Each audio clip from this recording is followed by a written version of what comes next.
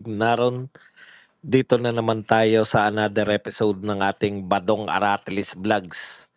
Pag-uusapan po natin, no? Marami po tayong pag-uusapan. Ito po, Chavit Singson arestado.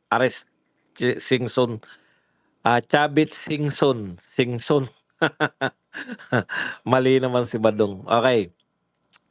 Chavit Singson arestado sa kasong cyber libel. Grabe po talaga. Lahat yata ng mga identified na kakampi ng ating pong mga Duterte o yung mga kumakalaban na lang, hindi naman na identified sa Duterte, yung mga nagpapahayag po ng anti-corruption, yung mga galit po sa korupsyon, may mga pahayag po ng pagtutol sa korupsyon, nagkakataon po na nakukulong. Ito po, pag-uusapan din natin si Auntie Claire, umamin na lumulubog na po ang Pilipinas sa kumunoy.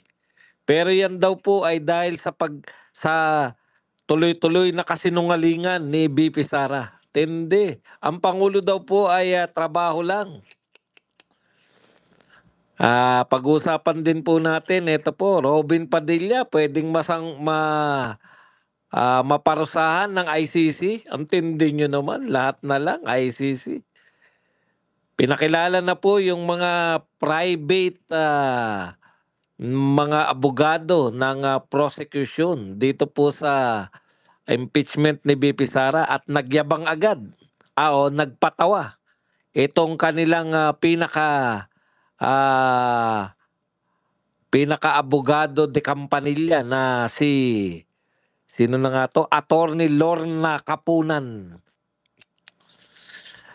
Nagtataka si Dilima, bakit daw po hindi tayo nagme-membro muli ng ICC? Yeah.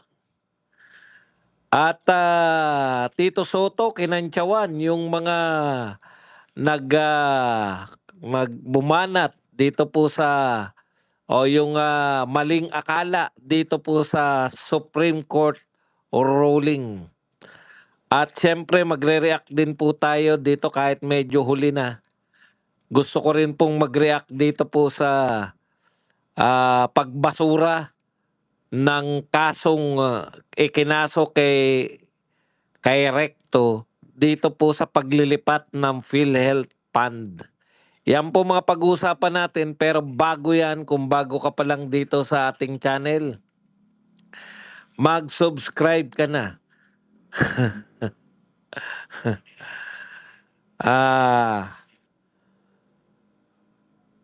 Dahil ito lang ang tayong channel na may kinikilingan, may pinapanigan, una sa balita, huli sa impormasyon, kaya ano pang hinihintay nyo? Pindot na, okay. Bago po tayo dun sa mga inisa-isa natin topic, marami po nagsasabi, eto nangangantyaw sila, no? Badong, sabi ng mga ano natin, mga bashers.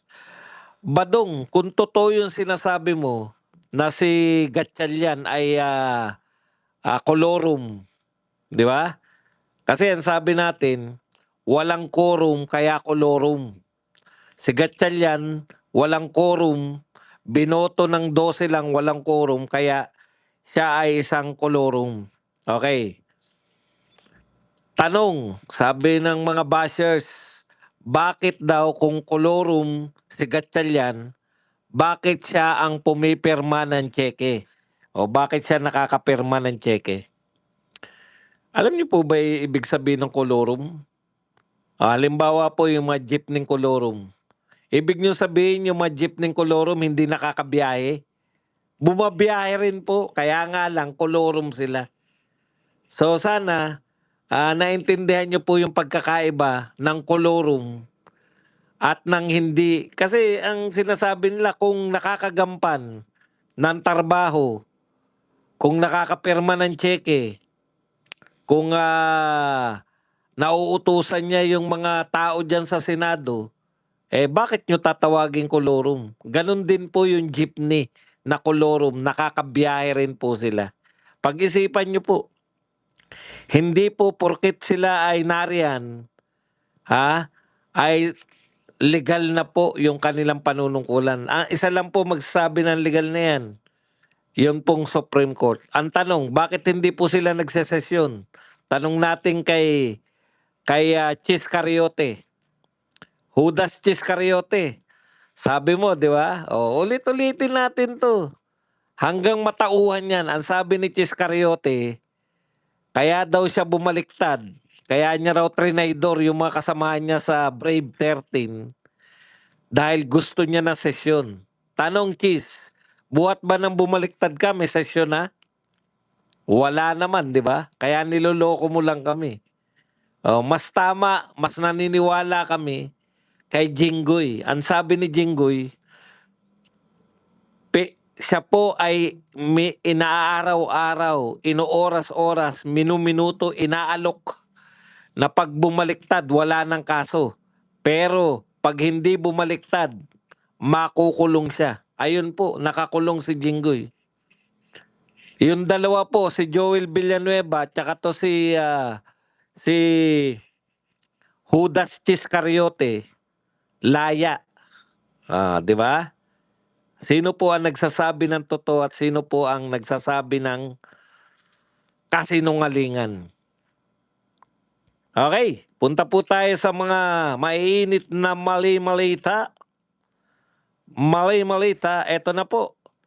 Eto pong si dating Ilocos Sur Governor Chavit Singson kinasuhan ng kasong cyber libel, ay inaresto dahil sa kasong cyber libel. Ito po ang detalye ng ikinaso kay Chavit Singson. O yung pagka-aresto pala. Inaresto nitong Huwebes ng hapon si dating Ilocos Sur Governor Luis Chavit Singson kaugnay ng kasong cyber libel. Nangyari ang pag-aresto sa isang gated village sa barangay Ugong Norte, Quezon City. Nakasaad sa record ng kaso ay paglabag sa Cybercrime Prevention Act of 2012. Sa ngayon, wala pang opisyal na pahayag mula kay Singson o sa kanyang kampo hinggil sa kaso. Patuloy ding hinihintay ang karagdagang detalye tungkol sa reklamong naging dahilan ng kanyang pagka-aresto. So far po, wala pa pong detalye kung ano po yung kinaso sa kanya, ano yung panyanyari. Pero may idea na ako riyan eh. Ganito lang po yan. Nagkakataon lang po na lahat po ng mga kasi very active po si Chavit Singson na nagbo-volunteer na bumabanat po sa korupsyon.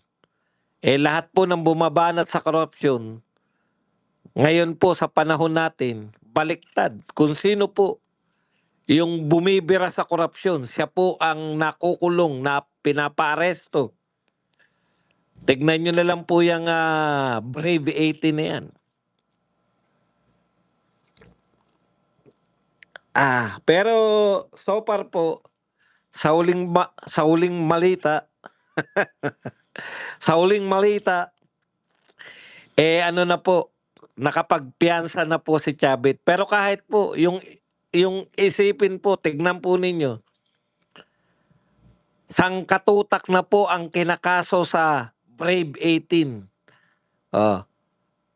Yung po bang mga sinasabi po nila na patunayan ng kasinungalingan? Baliktad po eh. Dito po sa Pilipinas ngayon, sa administrasyong ito, kung sino po yung sumisigaw ng korupsyon, kung sino po yung nagpapahayag o nagbibigay ng mga nag-expose ng korupsyon, siya po ang sangkatutakang kaso. Yan pong Brave 18, naku po, halos lahat ng binanggit nila. Ito po pinaka-latest. Si Adjong, sinampahan na rin po sila ng kaso. Grabe po nangyayari sa atin. Kung sino po yung mga nag-expose ng katiwalian, sino po yung mga lumalaban sa korupsyon, siya po yung kinakasuhan, pinakukulong. Pero tignan po ninyo, yung mga tinuturo po nila, hanggang ngayon, laya po si Martin. Oh, ano na nangyari, Ombudsman? Akala ba namin si Martin ay makukulong na? Akala ba namin, tapos na yata yung, hindi ko alam kung yung pag-press sa asset ni Martin ay tapos na. Wala na tayong balita ngayon kay Martin. Ombudsman. Nauna pa si Jinggoy kay Martin. Wala naman nagtuturo kay Jinggoy na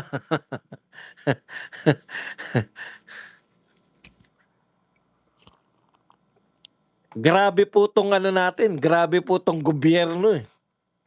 No? Magturo ka ng mga kurakot, ikaw ang unang makukulong kaysa sa tinuro mo. Ang dami pong tinuro ng ang dami pong tinuro ng Brave 18 na hindi po pinatawag eh. Yung mga nabigyan po ng maleta, narinig nyo po ba na sinabpi na? Pero automatic po na yung mga kakampi nitong Brave 18, kasama po yung Brave 18, automatic po na may kaso. Nakailang sabpina na po si Mike Defensor. Oh. Samantalang yung tinuturo po, malaya po lahat. Dakdak dito, dakdak doon. Narinig nyo na po ba na inimbitahan man lang para tanungin? Si Laila de Lima, si Garin, si Adjong, si Abante. Pumupunta po sa NBI, pumupunta po sa DOJ itong mga to para magsampa po ng kaso. Sila po yung nagsasampa ng kaso. Yung tinuturo po ng 18 Marines na nakatanggap ng mga maleta, instead po na tanungin ng mga otoridad, di ba baliktad? Halimbawa po may nagturo, ako po ay witness. Naka-witness po ako ng krimen. Nakita ko po, nagnakaw po yung kapitbahay namin. Ganun ba? Sige, papatawag ngayon yung kapitbahay. Dito po baliktad eh. Ako po yung naka-witness ng magnanakaw. Ninakaw po.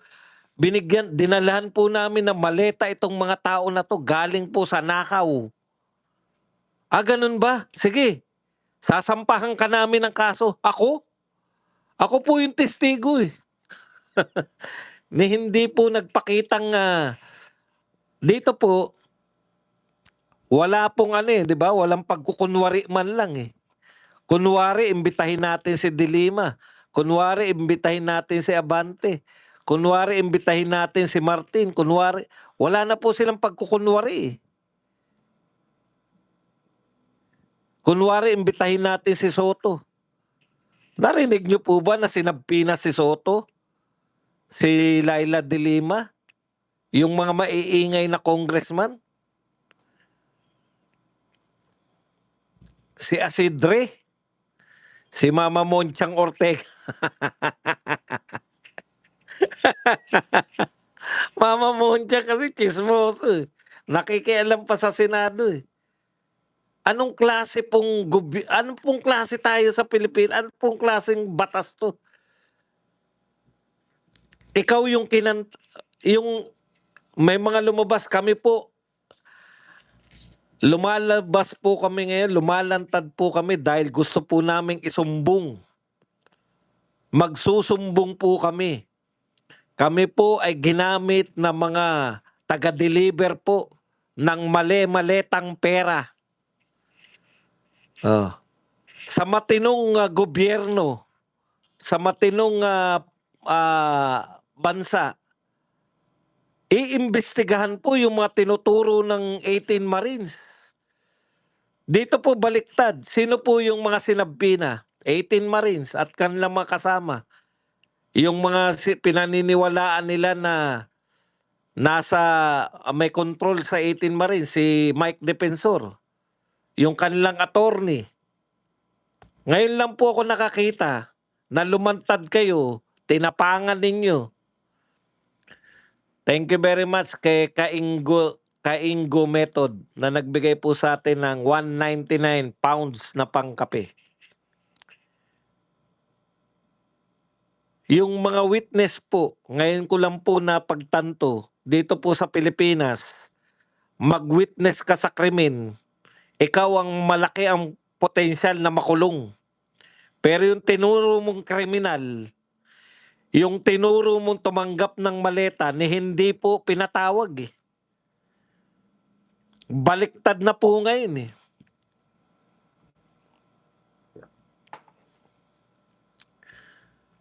Alam niyo po, sa totoo, yan pong ginagawa nila na yan.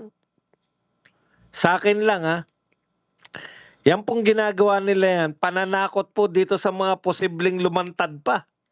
Sige, subukan nyo lumantad. Kayo may kaso, yung mga kinakanta ninyo. Walang kaso yan, eh, hindi namin ipapatawag yan. Pero kayong mga lumantad para magkakaso,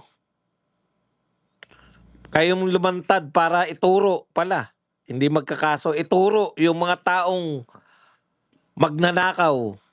Putya, kayo ang kakasuhan.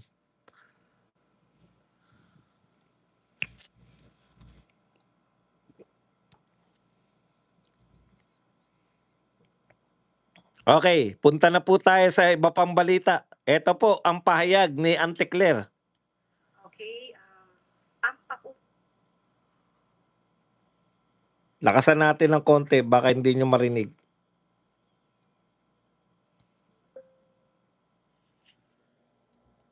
okay, ang paulit-ulit na kasinungalingan ay naglalagay sa atin sa isang kumunoy. Habang ang Pangulo Okay, paulit-ulit daw na kasinungalingan na naglalagay sa atin sa kumunoy. O at least may pag-amin siya na tayo po ay nalalagay na po sa kumunoy. Nasa kumunoy na po tayo, sabi ni Auntie Claire. Kaya lang, ang sinisisi niya po, yung paulit-ulit na kasinungalingan daw ni BP Sara. Tuloy lang natin ha, konti lang po to. Paalala po natin, 1,800 po tayo na nanonood, 359 lang po ang nag-likes. Nakalimutan nyo lang po mag-likes. Paki-likes lang po. ay patuloy na nagtatrabaho para ayusin, mabigyan ng mga tulong para mapaganda ang buhay ng habang ang Pangulo ay patuloy na nagtatrabaho para ayusin, mabigyan ng mga tulong para mapaganda ang buhay ng bawat Pilipino, lalong-lalo na't may kinakaharap tayong global oil crisis, pati na po ang nangyaring lindol sa Mindanao. Patuloy na nagtatrabaho, samantalang ang Vice Presidente ay patuloy sa paninira at binabago ang naratibo. Okay. So dalawa po yung sinasabi niya, no? Yung presidente po ay patuloy na nagtatrabaho, samantalang yung pangalawang pangulo patuloy na naninira. Okay. Tignan po natin. Kung patuloy po nagtatrabaho ang pangulo, alam niyo po, ako po naniniwala. Nabasa lang ako na comment. Ako po ay naniniwala, no? Hindi po lahat ng pagtatrabaho, kahit po pagod ka, kahit hindi ka natutulog, yung mga description na talagang ay epektibo. No? Hindi po lahat ng pagpapagod ay epektibo po. Lalo na kung ikaw po ay mataas ang yung tungkulin. Halimbawa, ito, inahalimbawa ko po to ha. Kasi ito ay karanasan ko. Halimbawa, principal ka ng isang eskwelahan. Umaga pa lang, madaling araw pa lang, nagwalis ka na sa buong campus. Puta, alas 7 pa lang, alas 5 ng umaga, dumating ka sa eskwelahan. Ang sipag mo. Ikaw ang nagwalis sa buong campus kahit meron namang janitor. Pagod ka na, alas 7 pa lang. Dahil napagod ka at hindi ka naman mamalakas dahil may edad ka na. Wala po nagiging principal na bata eh. Karamihan ng principal may edad na, di ba? Wala kayong narinig na principal, ang bata pa. May edad ka na, nagwalis ka, masipag ka nun. Nagwalis ka sa buong campus, 2 oras, ang sipag naman ng principal na to. pero hindi ka po binabayaran ng pamahalaan para magwalis. Nakuha niyo po? Minsan po, may mga kasipagan na sayang lang. Oh, may kakilala po ako niyan eh. Tama naman po. May kakilala po ako na talagang ang sipag, ikot ng ikot, ikot ng ikot, punta ng punta kung saan saan, kaway ng kaway, kahit walang kinakawayan. Pag may nag-imbita sa kanya, kahit sino nag-iimbita sa ibang bansa, punta naman siya. Nakakapagod po talaga eh. Pupunta po siya sa isang lugar para ituro yung kanal. Pupunta po sa isang probinsya para ituro po yung turo ng turo, ituro yung ginagawang kalsada. Pero ang tanong, yung pagpapagod mo ba, epektibo ka ba dahil sa ginagawa mo? Samantala, yung kanyang buong kabinete, mga tauhan niya, kanya-kanyang racket, kanya-kanyang wala siyang direksyon. Oh. Ibig sabihin, mga kapatid, kung ang trabaho mo ay presidente ng Pilipinas, magbigay ka ng mitingin mo lahat ng mga cabinet official. Magbigay ka na sa kanila ng mga guidance kung anong gagawin. Mag-usap kayo. Kahit nasa Malacanang ka lang, patawag mo lahat ng mga cabinet official mo. Mag-report sila sa'yo. Bigyan mo sila ng guidance kung anong gagawin. Mas sabihin na natin na nakaupo ka lang sa Malacanang pero mas may nagagawa ka kaysa yung ikot ka ng ikot, kapirasong tatlong dipa lang po ng kalsada na pinagawa. Pupuntahan mo pa para ituro. Ituturo mo pa yung kalsada. Anak ng tinapay, walang silbi yan. Tama ba na napapagod? Nakakapagod po talaga yun. Nakakapagod po bumiyahe. Oh. Pero hindi po sapat yan. Hindi ka hinalal.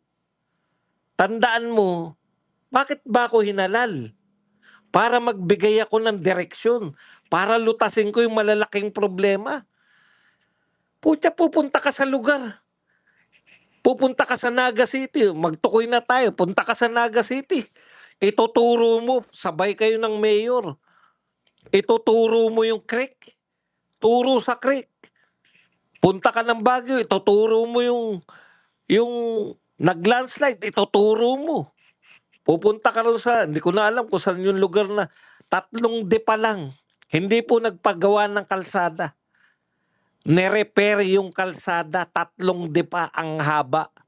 Tinuro lang para sa photo ops. Nakakapagod pero walang silbi. Yun yung point doon, Auntie Claire. Yan yung hindi nyo nauunawaan eh. Bilang leader, dapat quality ang tinatrabaho nyo. Ikot talaga ng ikot. Tama, pwedeng masipag ang dating mo. Pero ano po silbi ng pagtuturo mo ng mga 3 hakbang lang eh na kalsada? Thank you very much muna kay Joey Hernandez na nagbigay sa atin ng $9.99 na pangkape. Hindi po lahat ng pagod. Di ba? Kung ikaw po ay isang ano tawag doon? Halimbawa po, namamahala ka. Tatlong higanteng mga anong tawag diyan? Mga building. Ang ikaw ang namumuno. 3 higanteng building ang pinatatayo mo. Ikaw ang project engineer, kung ano man ang tawag diyan. Nakakapagod po kung maghahalo ka ng semento. Pero bakit mo gagawin yun? Maghalo ka ng semento, pagod ka. Pero hindi ka binabayaran para maghalo ng semento eh. Ang laki ng binabayad sa'yo bilang project engineer eh.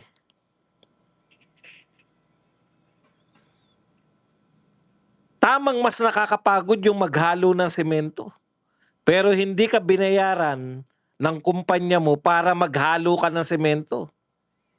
Photo ops lang yan. Tignan nyo si Tatay Digong. Meeting. Nakikita po natin, di ba? Pinapakita niya pa. Anong tawag natin yung gikan ng masa? Hindi gikan ng masa yun nun eh. Talk to the people. Anong pangalan nun? May programa siya nun na tuwing linggo. Tuwing isang beses sa linggo. Mini-meeting niya. Halimbawa ngayong araw na to, nakasalang DepEd. O, sige, kwento ka. Ano man nagawa niyo sa DepEd? Dalawa po yun na nauunawaan ni Tatay Digong yung ginagawa mo, nakakapagbigay siya ng direksyon. Nakikita pa ng tao kung ano yung ginagawa ng DepEd. Ang ganda eh. Talk to the people. Oh. Kitang-kita po. Hindi ka nakaupo ka lang sa Malacanang pero nakita nyo naman effective yun. Putya, ikot ka nga ng ikot. Tama si Auntie Claire. Kung i-describe mo, pagod, hindi na nakakatulog. Pupuntahan mo yun, yung kalsadang tatlong di pa lang eh. Ituturo mo. Pupunta ka sa Naga para ituro mo yung creek.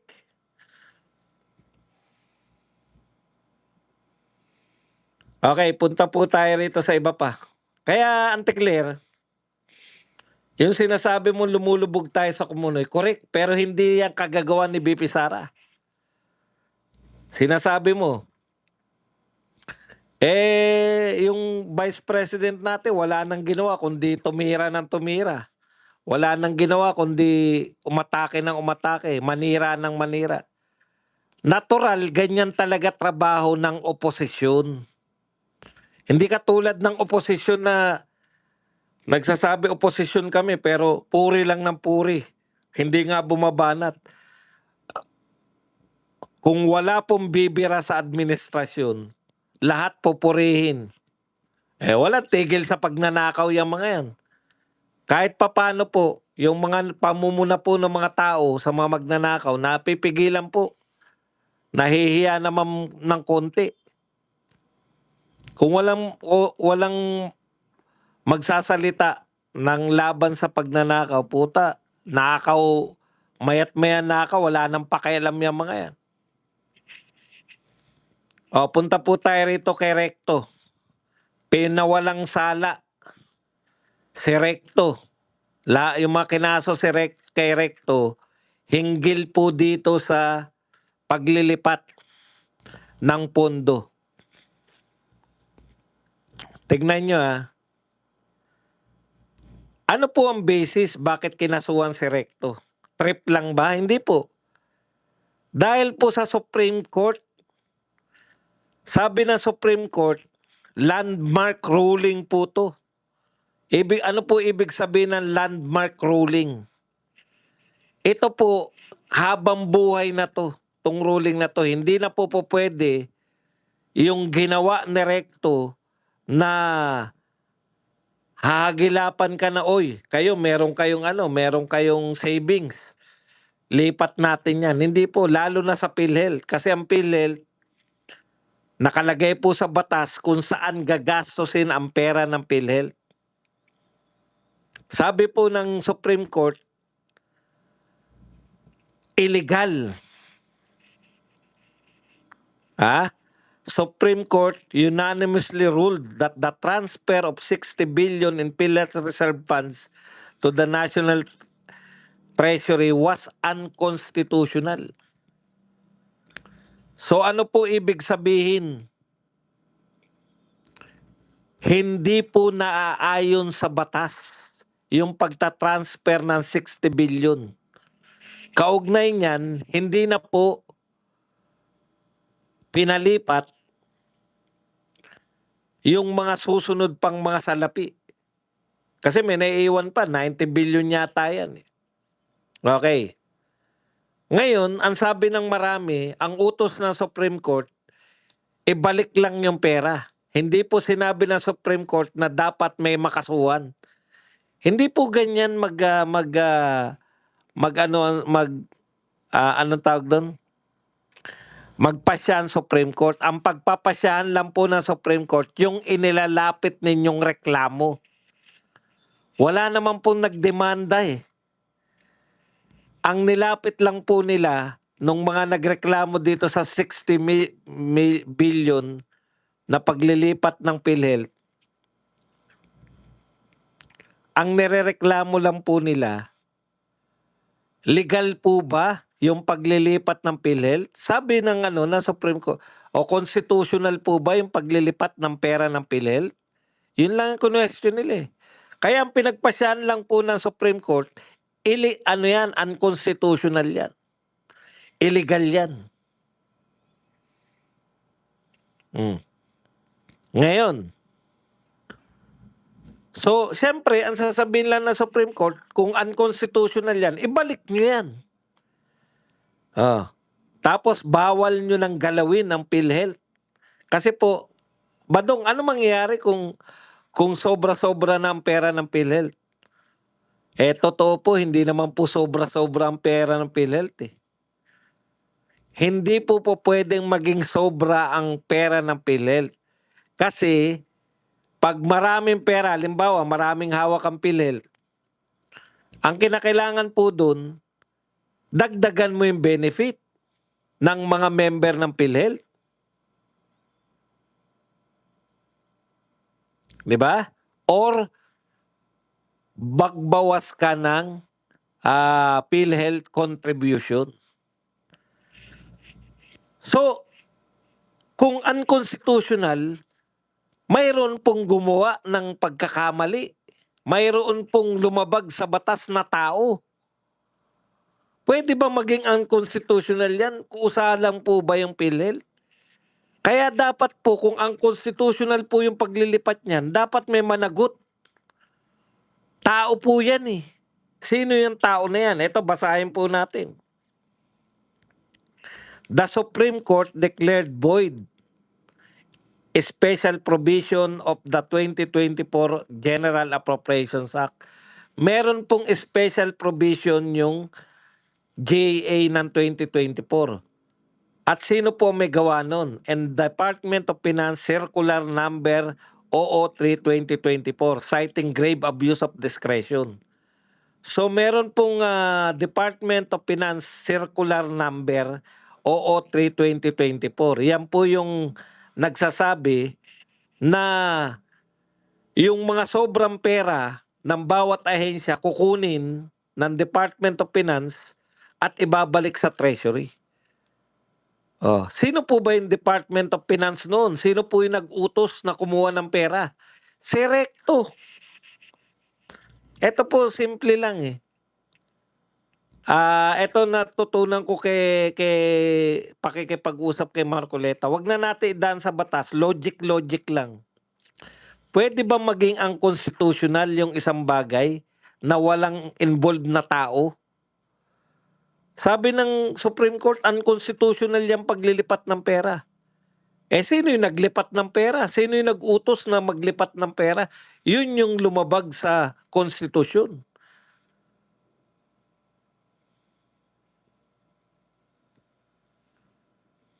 Sino po yung nag-utos na kunin yung pera nila? Sino po yung Department of Finance Secretary at that time? Si Recto. Tapos walang kasalanan si Recto. Sino may kasalanan? Kusa lang yun. Sabi ng mga pera ng PhilHealth, kusa kami lilipad, pupunta kami sa Treasury. May nagpalipat po no, may nag-utos. Yung po nag-utos na yun na dapat.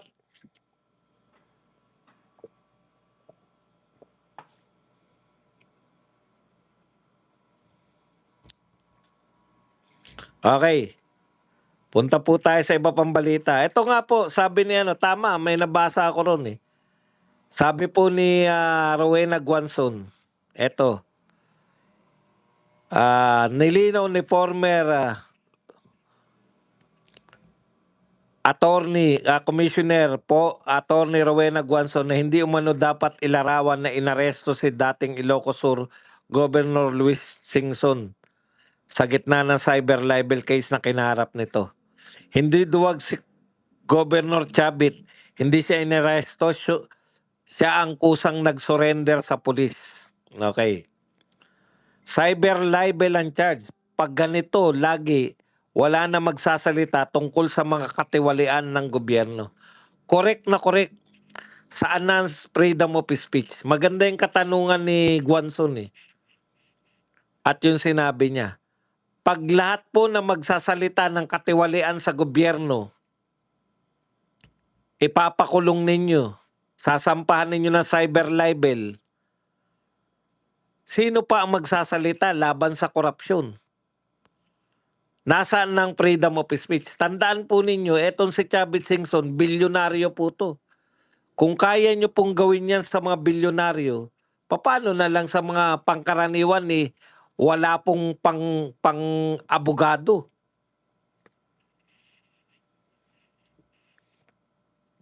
Kaya kawawa po yung mga gustong magsalita laban sa katiwalian, sila pa yung makakasuhan. Pero yung mga tiwali, yung mga magnanakaw,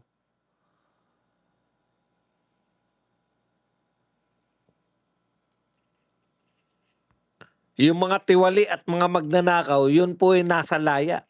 Ang tsakit-tsakit naman. Okay. Punta po tayo dito sa iba pa. Ito yung mga amuyong.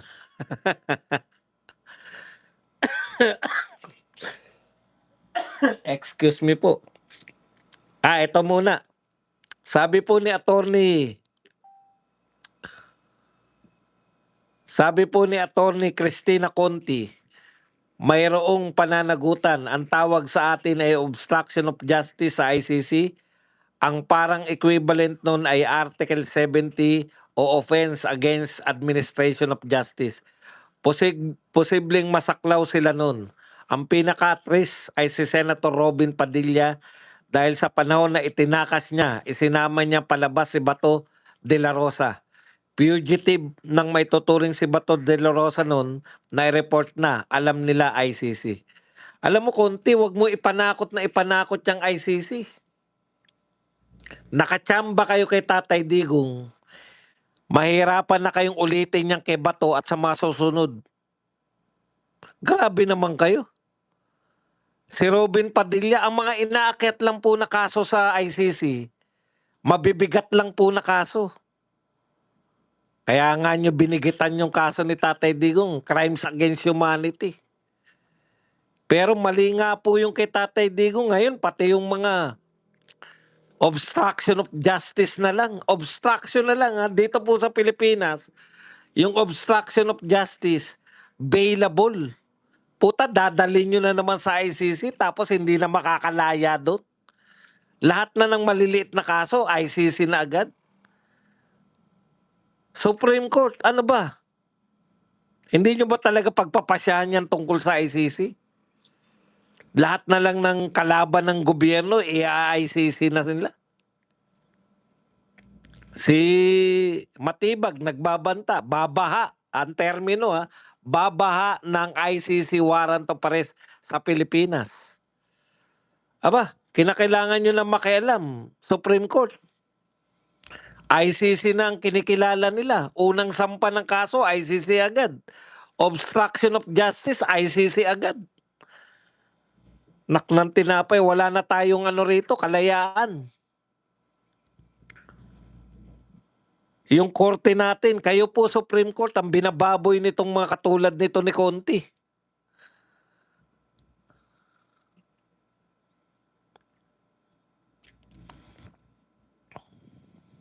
Okay. Ito po, nakakatawa tong mga to. Alam mo, Lorna Kapunan, okay naman, no? Magaling ka naman. In fact, mga maraming artista to na parang si Attorney Topacio to, sikat na attorney. Magaling naman po kayo, pero kalimutan nyo na po yung pagpapatawa. Hindi po bagay, Attorney Kapunan, yung itsura nyo. Si Rowena Guanzon nakakatawa eh. Yung mga patawa niya, di ba? Gusto yata niya maging Rowena Guanzon. Magaling po kayo. Si Lorna Kapunan po, siya po yung nag-volunteer daw sila na maging private prosecutor. So mga galing po sila sa private, sila po yung kakalaban dito sa mga bigating attorney ni BP Sara. Pero pwede po ba, hindi po bagay ang patawa sa inyo? Ito sabi ni Attorney Lorna Kapunan. Kung meron kang ebidensya, bakit ka takot? Sa kay BP Sara. Saan ang bloodbath na yon? Ang nakikita ko personally, bubble bath yan, hindi bloodbath. Attorney, tatawa na ba kami?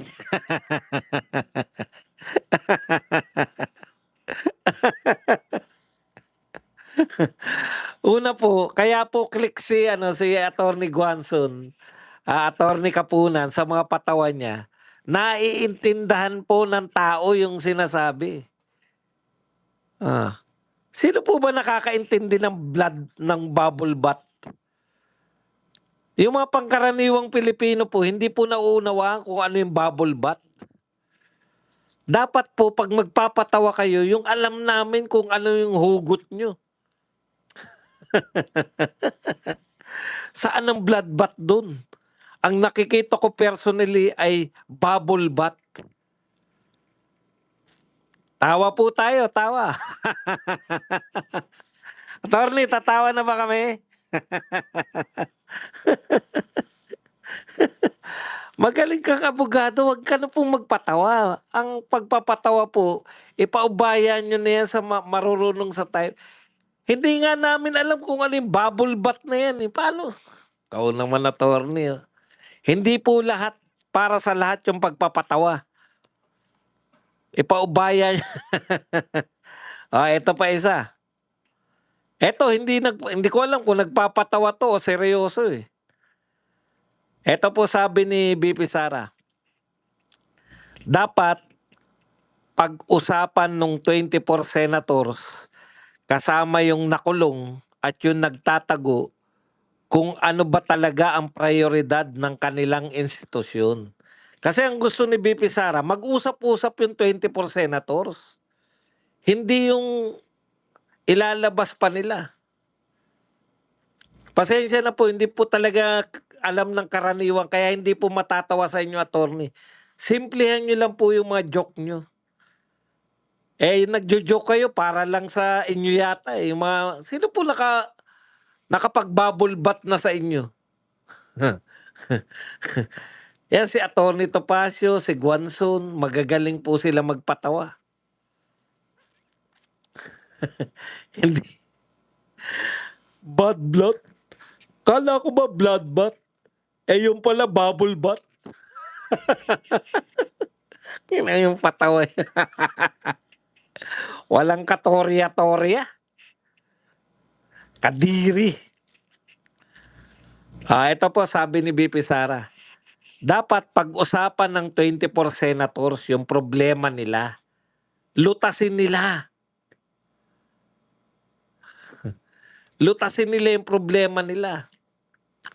Sama nila si Bato tsaka si Jinggoy. At sumagot po.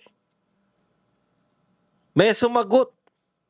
Si ex-senator, ex-secretary Ronald Llamas. Sabi ni Ronald Llamas, game. Papasukin si Bato sa Senado. Ito po, hindi nagpapatawa. Game daw siya. Alam mo, hindi siya nagpapatawa pero feeling niya senador siya. Ikaw naman, napaghalata ka na. Ikaw yata ang utak ni Our Lady of Insertion eh. Bakit mo sasabihin game?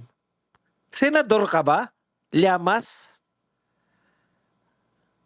Alam mo, Llamas, wala ka na sa katotohanan. Maaring matalino ka, maaring kung ano ka. Ang pangit.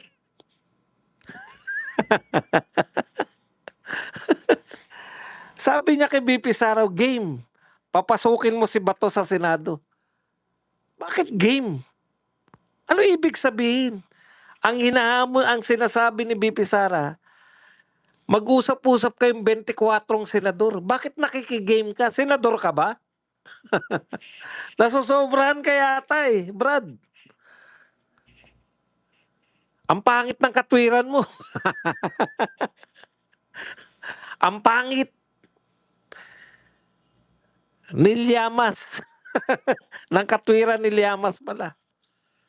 Bakit mo sasabihin yung vice presidente na game? Senador ka ba? Anak ng tinapay. Hindi ka kasama dun. Para sa senador yan. Close ka lang sa isang senadora. Yung pagiging close mo, hindi ka kasama dyan. Bakit ka magsasabi na game? Sige. Tapos uutusan mo pa yung vice president. Papasukin si Bato sa Senado. Hindi ka ba nakarinig ng cellphone? Hindi ka ba nakarinig ng Zoom? O kung ano man ang meeting na pwedeng maganap sa cellphone?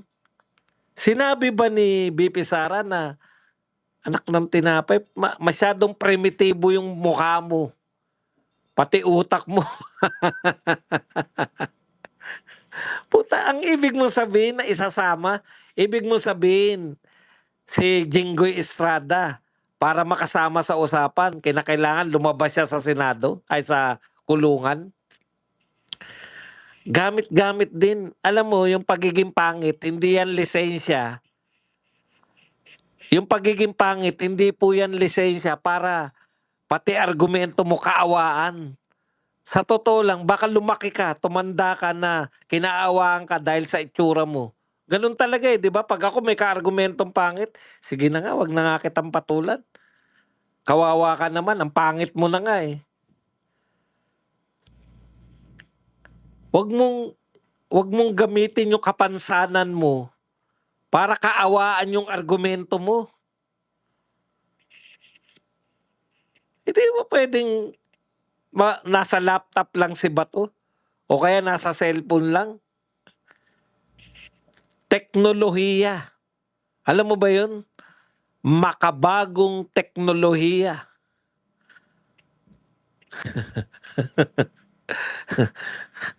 Ako sa totoo lang, kakaiba talaga to si Llamas eh. Kung may kapansanan ka Llamas, wag na. Game. Hindi ka naman kasali. Sinasali mo yung sarili mo. Mga kapatid, 2,500 po tayo. 938 pa lang ang nagla-likes. Mag-likes naman kayo, paabutin nyo naman 1,000. Yan lang po ang ating topic. Pwede na po kayong magtanong, magbigay ng reaksyon at higit sa lahat, pwede po kayong magpakape. Ayan.